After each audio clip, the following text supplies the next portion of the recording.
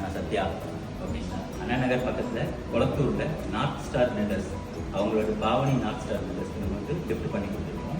Totally இங்கே வந்து பார்த்தீங்கன்னா 8 blocks இருக்குது. அந்த 8 blocksல வந்து 9th to 10th ஃப்ளோரில் லிஃப்ட் பண்ணி கொடுத்துருக்கேன். ஓகேங்களா, ஹைட்ராலிக் லிஃப்ட்டு. இது ஜஸ்ட் காம்பேக்டான லிஃப்ட் பண்ணி கொடுத்துருக்கேன்.